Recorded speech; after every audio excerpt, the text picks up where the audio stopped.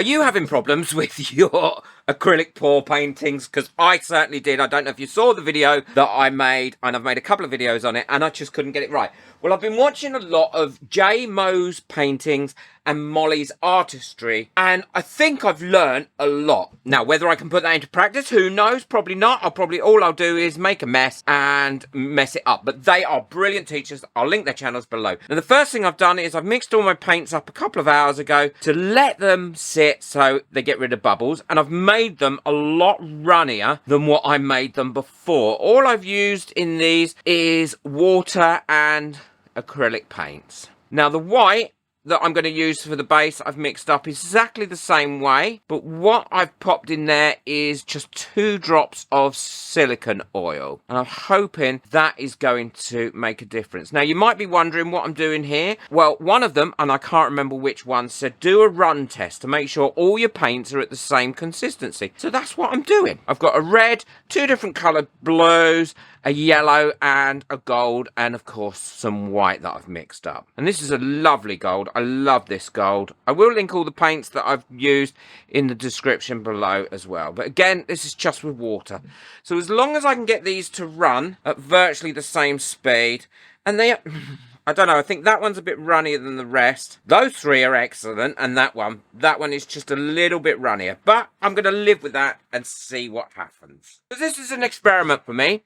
I've got a nice canvas here, a larger one, and what I'm going to do is a flip cup, because that looks really interesting. And the other thing that I learned as well is don't try and cover the canvas all at once, because you can move it. You can stretch it and move it around, which is going to be important for me too. And I think that was one of my issues before. So I put a bit of brown paper down so that I'm not making quite as much mess as I normally would. And I've got here a 16-ounce or half a pint cup. And what I'm going to do is start pouring my colours in. I'm going to give them a little mix just in case they've settled, and I'm going to try and do them in the same order as I did them before. The other thing what I did as well was I used too much of one colour all at once, where these people were only putting a little bit in like this and then building up the colours. Now I'm probably going to end up with a real muddy mess, but I can live with that if I do. That red has sunk right in. So that is obviously a lot heavier than the other colours. Bit of gold, bit of yellow. So I'm going to add some white to this as well as I go through, but not too much. And I want to finish the picture with white,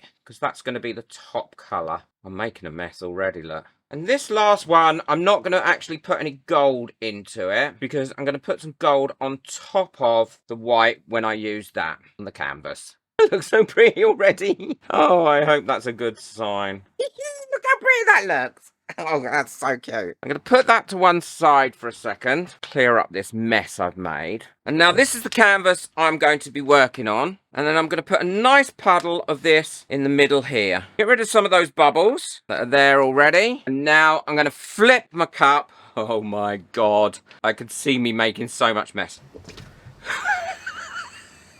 Gonna give it a little bit of a tap, which is what JMO says to do. And then what I'm going to also do is give that a twist, give it a bit of a lift, and then that's it. I'm gonna see, look, cells are already starting to appear. Oh my God. Right, so I'm just gonna go over and pop those bubbles, and then I'm going to put a bit more white round here so it's got something to flow onto, which is what I hadn't done before. I don't want any negative space, so what I'm going to do is pick it up and slowly bring that to this side. Get rid of some of that. I've got too much white in that middle bit there, so I'm going to stretch that out a little bit more. Oh, I'm loving that yellow. I want to bring that yellow down a little bit more. Get rid of some of this because I'm not as keen on that. And thank you to everyone that got me a coffee and wished me well. Honestly, the amount of love that was pouring out from you guys when you saw my disasters was unbelievable. So thank you. The support you give me is just immense. So I'm not going to do much else with that now. I'm just going to leave that. I should have had something to put it on. That's what I haven't done. I'm going to leave that for a second. Clean my hands off. Oh, look how pretty that is. I'm bursting the bubbles, and as I'm kind of bursting the bubbles and heating this up, it's bringing out a load more cells. I think this is called lacing. I'm not 100% sure. Let me know in the comments. Oh, that is so much better than what I've ever made before. So let's bring you in a little bit closer to this.